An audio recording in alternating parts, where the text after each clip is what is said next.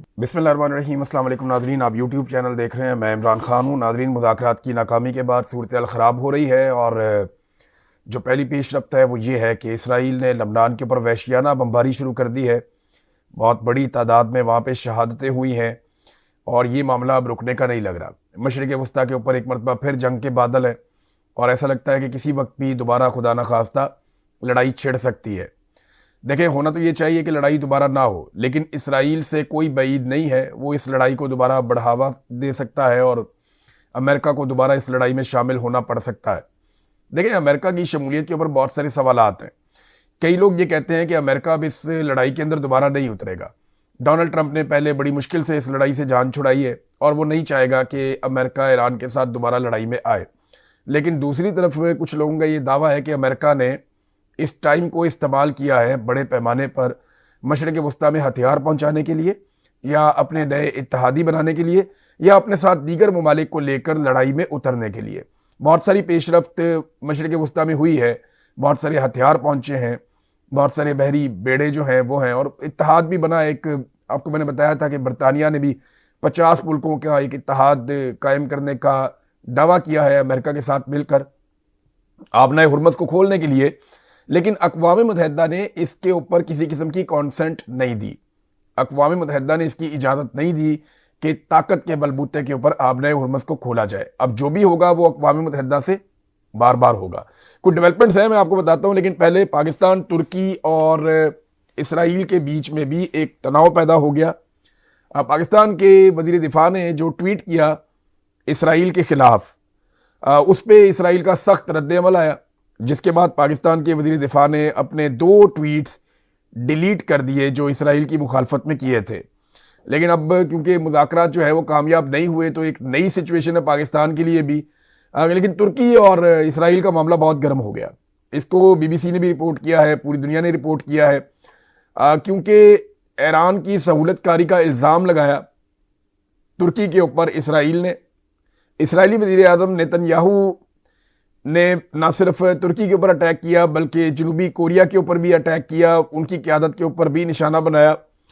और एक और जो स्टेटमेंट ख़ास तौर पे उर्दगान का था, उस स्टेटमेंट के ऊपर इसराइली काफ़ी सीख पा हुए हैं, जिसमें स्टेटमेंट में तुर्क सदर ने यह कहा कि अगर पाकिस्तान सालसी ना कर रहा होता या इस वक्त पाकिस्तान के अंदर सालसी ना हो रही होती तो तुर्की इसराइल के खिलाफ जंग में शामिल होता। ये बहुत बड़ा स्टेटमेंट है, क्योंकि देखिए तैयब उर्दगान ने अपनी कौम को यह बताया कि सालसी हो रही है, लड़ाई का खात्मा हो रहा है, इसीलिए अब तुर्की इस लड़ाई से बाहर है।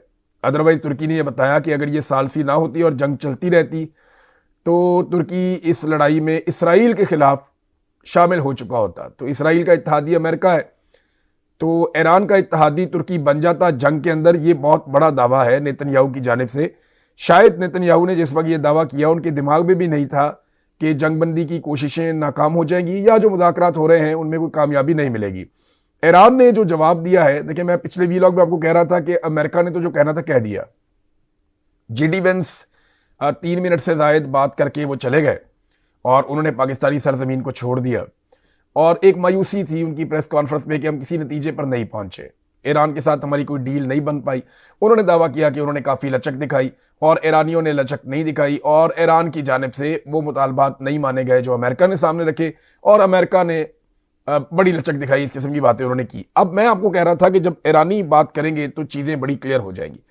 सबसे पहले तो कालीबाफ का जो ईरानी वफद के सरबराह थे उनका पहले स्टेटमेंट आपको बताता हूं। लेकिन एक चीज ना हमें एक और अपने दिमाग में रखनी पड़ेगी। जब मुज़ाकरात होते हैं ना तो आपने कैपेसिटी भी देखनी होती है कि दोनों तरफ से किस तरह के लोग मुज़ाकरात में मौजूद हैं।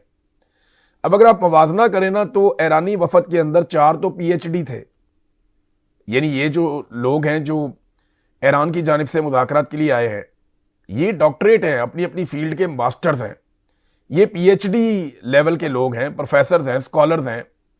अब इनकी जहानत और इनकी जो काबिलियत है उसके ऊपर कोई उंगली नहीं उठा सकता।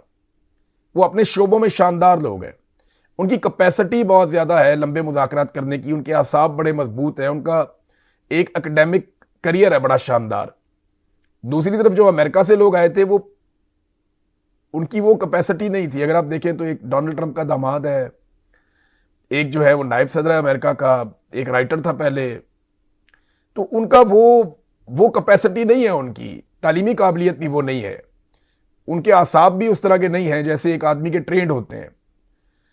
तो ईरान की कैपेसिटी बहुत ज़्यादा थी, ईरान के लोगों में काबिलियत बहुत ज़्यादा थी। जो लोग बैठे मुज़ाकरात में तो वहाँ अमेरिका को काफ़ी दिक्कत हुई, जो दिखाई दे रहा उसमें अमेरिका को काफ़ी दिक्कत हुई।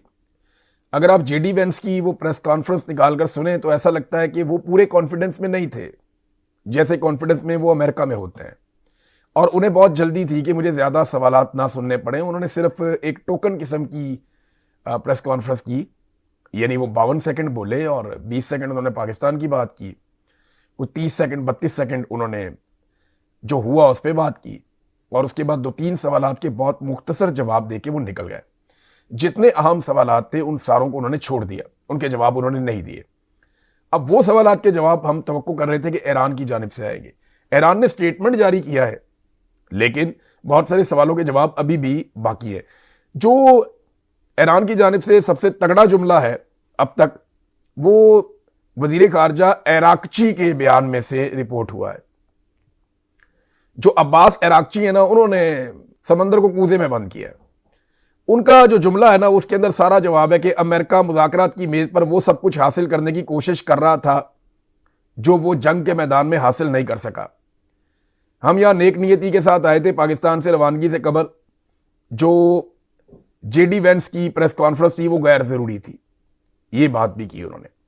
अब देखिए, इसमें मैंने आपको पहले भी ये कहा था कि ईरान मैदान जंग में जो चीजें नहीं हारा वो उनको टेबल पे नहीं हारेगा, और अमेरिका मैदान जंग में जो चीजें नहीं जीत पाया वो उनको टेबल पे नहीं जीत पाएगा, और यही हुआ है। ये तासुर पूरी दुनिया में है कि ईरान इस जंग का फातेह है। ये तासुर पूरी दुनिया में है कि कम वसाइल के बावजूद उन्होंने शानदार लड़ाई लड़ी है।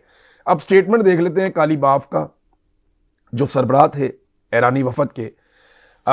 उन्होंने कहा जी कि अमेरिका ने ईरान की मंतक और उसूलों को समझ लिया है, या हम समझाने में कामयाब हो गए कि एक्चुअली हम क्या चाहते हैं। अमेरिका से मुज़ाकरात के खात्मे के बाद सोशल मीडिया पे उन्होंने अपना बयान जारी किया। उनके 5 ट्वीट हैं जिनके अंदर उन्होंने तफसील लिखी हुई है। अब मुख्तसर मैं आपको बता देता हूं। उन्होंने कहा कि मुज़ाकराती अमल को आसान बनाने पर पाकिस्तान की कोशिशों का शुक्रिया अदा करते हैं। मुज़ाकरात से पहले मैंने इस बात पर जोर दिया था कि हमारे पास नेक नियति और इरादा है। गुज़िश्ता 2 जंगों के तजर्बात से हमें मुखालिफ फरीक पर कोई भरोसा नहीं है, यानी अमेरिका पे हमें भरोसा नहीं है। इन्होंने जंगें की हैं, जब कभी मुज़ाकरात किए हैं बीच में इन्होंने जंग कर दी। स्पीकर ईरानी पार्लियामेंट ने कहा कि मुज़ाकरात में ईरानी वफद ने मुस्तकबिल से मुताल्लिक इक़दाम किए, लेकिन मुखालिफ फरीक इस मरहले पर ईरानी वफद का एतमाद हासिल करने में बिलाखिर नाकाम रहा। यानी बदएतमादी है अमेरिका के ऊपर, और अमेरिका ऐसी कोई यकीन दहानी नहीं करवा सका। उन्होंने कहा कि अमेरिका ने ईरान की मंतक और उसूलों को समझ लिया है, अब वक्त आ गया है कि वो फैसला करें कि आया वो हमारा एतमाद हासिल कर सकते हैं या नहीं। अब ये इंपॉर्टेंट है। देखिए, जो अमेरिकन सदर गए हैं वो अपनी बात कहकर चले गए। उन्होंने कहा जी कि हमने ईरान को बता दिया, बड़ी अच्छी ऑफर कर दी है, अगर वो मानते हैं तो ठीक है, ऑफर उनके पास है, बॉल उनके कोर्ट में है। ईरानी क्या कह रहे हैं? ईरानी कह रहे हैं हमने अमेरिका को समझा दिया कि हम क्या चाहते हैं और आगे बढ़ने का रास्ता क्या है। अब बॉल अमेरिका के कोर्ट में है, वो बताएं कि अब वो आगे बढ़ सकते हैं या नहीं। तो दोनों एक दूसरे के ऊपर डाल दिया। उन्होंने कहा ईरानी कौम का हकूक की पासदारी के लिए फौजी जिद्दोजहद के साथ डिप्लोमेसी को दूसरा तरीका हम समझते हैं। यानी सबसे पहले फौजी ताकत है जिससे हम जवाब देते हैं, दूसरा हम डिप्लोमेसी को भी एक तरीका समझते हैं। ईरान 9 करोड़ अफराद का मुल्क है। सुप्रीम लीडर के हुक्म पर सड़कों पर निकलने वाले बहादुर ईरानियों का शुक्रगुजार हूं। ईरान के 40 रोज़ा कौमी दिफा की कामयाबियां मुस्तहकम करने की कोशिशें हम जारी रखेंगे। तो ईरानी बड़े अज़म के साथ आए। लेकिन यहां पे एक खबर और है। जो ईरान के तर्जुमान है वजारत खारजा के इस्माइल बकाई, उनका स्टेटमेंट में हमें पता चल जाता है कि वो कौन सी चीजें हैं जहां पे लॉक लग गया, जहां डेडलॉक था अमेरिका और ईरान के बीच में, वो चीजें कौन सी हो सकती हैं, ये आपको इस्माइल बकाई के स्टेटमेंट से आइडिया हो जाता है। उन्होंने कहा बाद उमूर पे पेशरफ्त हुई है अमेरिका और ईरान के बीच में, नहीं बिल्कुल मायूस नहीं है, लेकिन चंद नकात पर इख्तलाफात बरकरार रहने के बायस कोई हतमी मुआहिदा हमारा अमेरिका के साथ नहीं हो सका।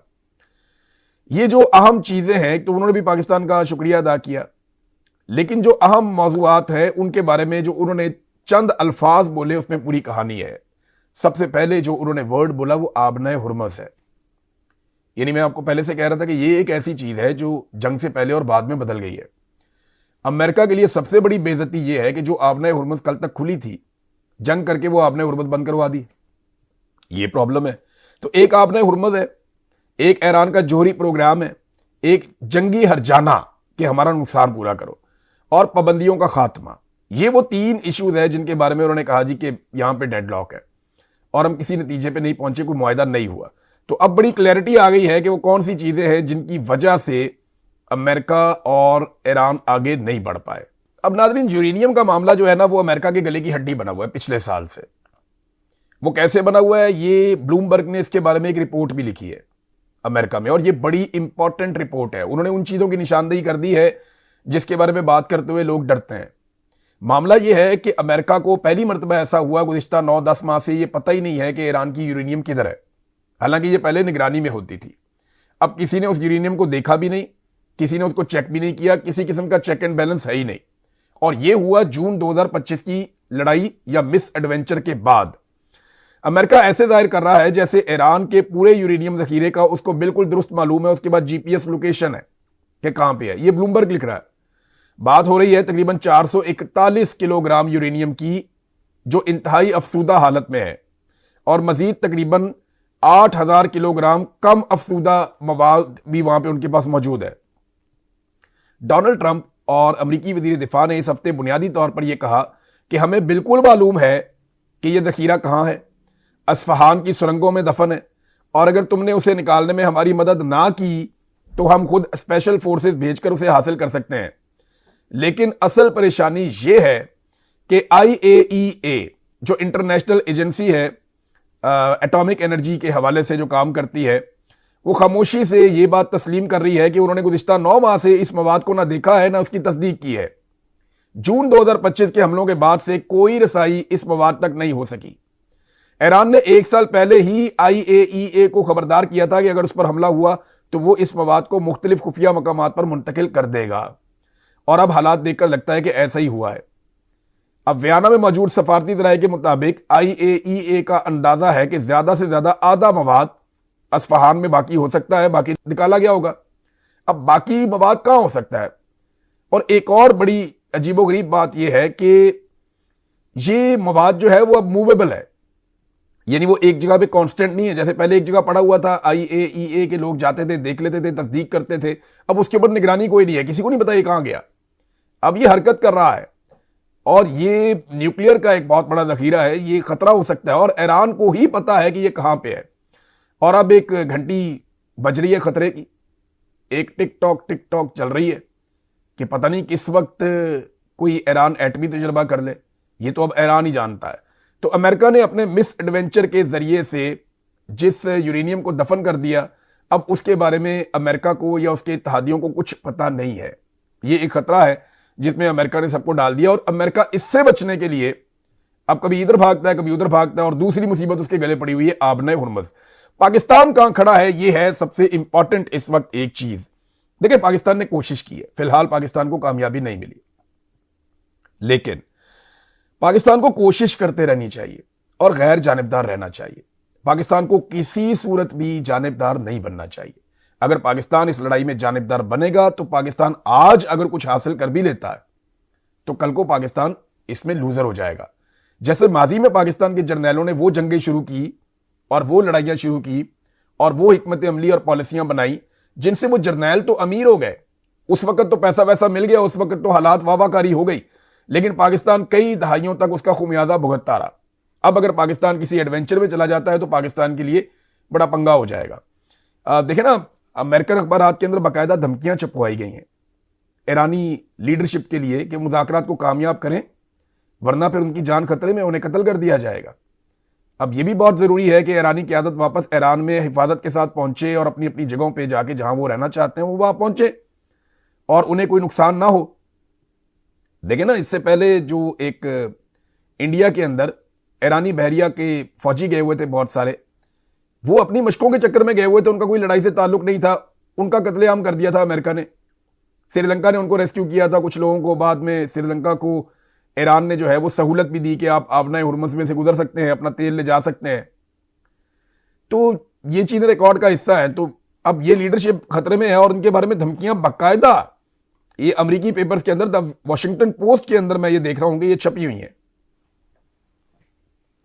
तो पाकिस्तान के रोल पे बात हो रही है कि पाकिस्तान को हर हाल में इसमें न्यूट्रल रहना है, लेकिन कुछ पेशरफ्त हुई है गुज़िश्ता 24 घंटों में जो कुछ और इशारे दे रही है। यानी पाकिस्तान की जानिब से जंगी साजो सामान का और फोर्सेस का सऊदी अरब में पहुंचना, पाकिस्तान का खुद इसके बारे में कोई स्टेटमेंट ना देना, बल्कि इसके बारे में आगाह किया जाना सऊदी अरब की वजारत दिफा की जानिब से, और उसके बाद फौरी तौर पे ये खबर आना कि सऊदी अरब और कतर मिलकर पाकिस्तान को $5 अरब की फैसिलिटी दे रहे हैं। ये पैसा पाकिस्तान का नहीं होगा, ये उन्हीं का पैसा है, यहां पे रखा जाएगा क्योंकि यूएई अपना पैसा वापस मांग रहा है। तो देखिए, हमें वक्ती तौर पे इसका फायदा हो जाएगा। फिर कहा जा रहा है कि शहबाज शरीफ शायद फौरी तौर पे दौरा करने भी जा रहे हैं सऊदी अरब का। हमें सऊदी अरब के साथ शानदार ताल्लुकात चाहिए, हमें सऊदी अरब से भाईचारा भी चाहिए, मदद भी चाहिए, लेकिन इसकी ऐसी कीमत क्या हम अदा कर सकते हैं, यह हमें सोचना पड़ेगा कि हम एक बड़ी लड़ाई में उतर जाएं। माजी में हमने गुरेज किया था, जब यमन के साथ सऊदी अरब की लड़ाई हो रही थी तो पाकिस्तान ने न्यूट्रल रहने का फैसला किया था, जो फैसला बहुत अच्छा था। आज भी पाकिस्तान को न्यूट्रल रहने का ही फैसला करना चाहिए, लेकिन जो इकदामात हो रहे हैं उनसे ये अंदेशा पैदा होता है कि मुस्तकबिल करीब में इसराइल, अमेरिका और ईरान की लड़ाई पे पाकिस्तान गैर जानिबदार शायद ना रह पाए। ये मैं शायद का लफ्ज इस्तेमाल कर रहा हूं, वो इसलिए कि हम अभी इंतजार करते हैं और हम देखते हैं कि होता क्या है। मेरी नाज़रीन एक और पाकिस्तान की गवर्नमेंट से, पाकिस्तान के लोगों से गुजारिश है कि देखें, आप दुनिया की सालसी करवाने की कोशिश कर रहे हैं इसलिए कि आप चाहते हैं दुनिया में अमन हो जाए। दुनिया में अमन आप इसलिए चाहते हैं ताकि दुनिया में कारोबारी जिंदगी चले, दुनिया के अंदर तरक्की हो, दुनिया के अंदर गुर्बत ना हो, दुनिया के अंदर परेशानी ना हो, दुनिया के अंदर इस्तेहकाम आए और दुनिया तरक्की करती हुई आगे बढ़े। तो यही चीज आप पाकिस्तान के लिए क्यों नहीं चाहते? पाकिस्तान में आपने अदम इस्तेहकाम पैदा किया हुआ, एक जंग लगाई हुई है, इंसानी हकूक की पामालियां कर रहे हैं, एक पॉलिटिकल पार्टी को, उसके लीडर को आपने कुचल कर रख दिया है, सिर्फ इसलिए कि आपका अपना जो इक्तदार है और आपका अपना जो जाती मफाद है वो सामने आ जाता है। देखिए, पाकिस्तान का मफाद इसमें है कि पाकिस्तान में सियासी इस्तेहकाम आए और उसके लिए जो जुल्म, जबर और फस्तायत के हथकंडे एस्टेब्लिशमेंट की जानिब से अपनाए जा रहे हैं उन्हें बंद करना चाहिए। लेकिन अगर आप देखें, सिर्फ आसिम मुनीर का अकेले का और शहबाज शरीफ का अकेले का, या इनकी पॉलिटिकल पार्टीज का, या इन चंद लोगों के टोले का जो इक्तदार के अंदर रहना चाहते हैं, ताकत इंजॉय करना चाहते हैं, अगर आप सिर्फ उनके मफाद की बात करें तो फिर उनका मफाद इसी में है कि जुल्म, जबर और फस्तायत की ये जो चादर है पाकिस्तान को उड़ाई रखी जाए, पाकिस्तान के ऊपर जुल्म जारी रखा जाए। तो अगर आप दुनिया के अंदर अमन की कोशिश कर सकते हैं तो पाकिस्तान में भी दिल बड़ा करें और पाकिस्तानियों को अमन से रहने दें। पाकिस्तान के अंदर जिस तरह अदलिया को कंट्रोल करके मुखालिफिन को कुचला जा रहा है वो सिलसिला बंद किया जाए। घुटन का जो माहौल पाकिस्तान के अंदर है, लोग पाकिस्तान में रह नहीं सकते, पाकिस्तान में आ नहीं सकते, ये घुटन का माहौल खत्म किया जाए। जो लोग पाकिस्तान से बाहर चले गए हैं बड़ी तकलीफ के अंदर और बड़ी मुश्किल जिंदगी गुजार रहे हैं, उन्हें मौका दिया जाए कि वो अपने मुल्क में वापस रहें और ये जो बदले लिए जाते हैं, जो जुल्म और जबर किया जाता है, ये खत्म किया जाए ताकि पाकिस्तान भी आगे बढ़े। दुनिया के अंदर चौधरी बने हुए हैं अमन के लिए और पाकिस्तान के अंदर जुल्म और जबर की एक रात मुसल्लत की हुई है। तो ये दोगली पॉलिसी पाकिस्तान की मिलिट्री एस्टेब्लिशमेंट को बंद करनी चाहिए और आसिम मुनीर साहब को चाहिए कि पाकिस्तान को चलने दें, पाकिस्तान को खुलने दें, आगे बढ़ने दें। इमरान खान के बेटों ने अब बाकायदा अक़वाम मुत्तहिदा से दरख्वास्त की है अपने वालिद के लिए, वीडियो पैगाम भी उन्होंने जारी किया है। वो फर्दर भी एक्टिविटीज़ करने जा रहे हैं कि उनके वालिद की तबीयत भी ठीक नहीं है, उनके बड़े सीरियस इश्यूज़ हैं, जेल में उनके बुनियादी इंसानी हकूक सलब कर लिए गए हैं, मुलाकातों पर बैन है, लिहाजा उनकी रिहाई के लिए अक़वाम मुत्तहिदा मुदाखलत करे, वो इंसानी हकूक की बुनियाद के ऊपर आवाज़ उठाए कि यह जुल्म है और ज़्यादती है, इसको रोका जाए। अब तक के लिए इतना ही। अपना ख्याल रखिएगा, अपने इस चैनल का भी।